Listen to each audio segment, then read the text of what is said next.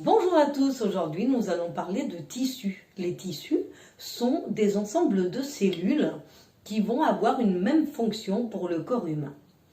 Il faut savoir qu'il en existe 4 grands types. Le premier type est le tissu épithélial qui va avoir une structure cellulaire superficielle et qui recouvre toutes les parties du corps, qu'elles soient internes ou externes. Il y a plusieurs types d'épithélium selon la forme de leurs cellules. On va tout d'abord trouver l'épithélium pavimenteux. Il se présente sous deux formes. Quand il est de forme simple, il va être lisse et va recouvrir les alvéoles pulmonaires, les cavités cardiaques ou encore le péricarde ou les vaisseaux sanguins.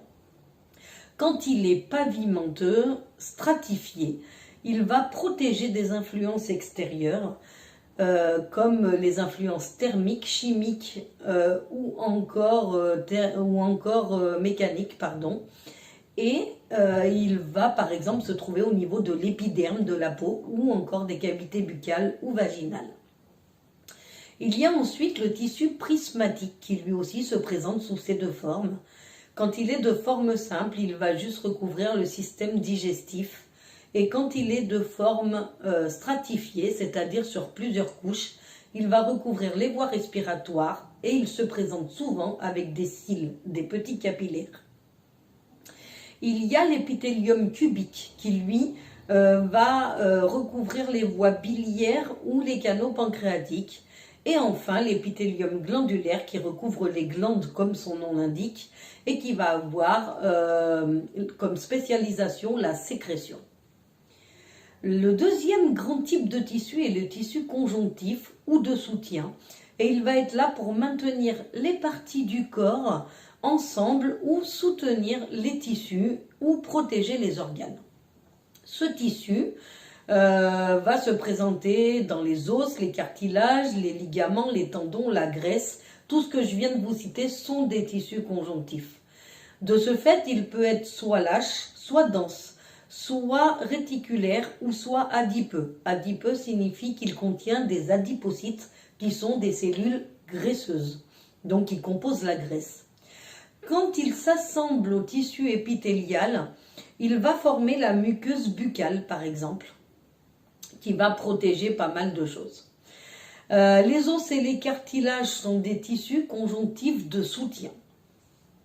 Le troisième grand type de tissu va être le tissu musculaire qui a pour fonction la contraction et le relâchement des muscles qu'il compose. Il en existe 3 types. Il y a le tissu musculaire squelettique qui peut être contrôlé comme dans les biceps ou les quadriceps. Il y a également les lisses qui ne peuvent pas être contrôlées et qui vont, par exemple, tapisser l'appareil digestif. Tout ce qui va concerner le passage de la nourriture, par exemple, ne peut pas être contrôlé. Et il y a enfin le tissu musculaire cardiaque qui ne recouvre que le cœur. On ne le trouve que là. Et il va avoir pour fonction la circulation sanguine et le maintien de la pression artérielle. Le quatrième grand type de tissu va être le tissu nerveux qui envoie des signaux et d'une partie à l'autre du corps, et qui participe aux sensations et aux mouvements. Il forme le cerveau, les nerfs, la moelle épinière, et il en existe 2 types. Il y a tout d'abord les neurones qui vont envoyer les signaux aux parties du corps et les cellules neurogliales qui vont apporter les nutriments aux neurones pour qu'ils fonctionnent bien et qui vont également les soutenir.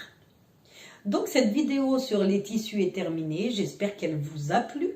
Si elle vous a plu, n'hésitez pas à la partager, à la commenter et je vous retrouve très prochainement pour une autre vidéo sur les organes. À très bientôt.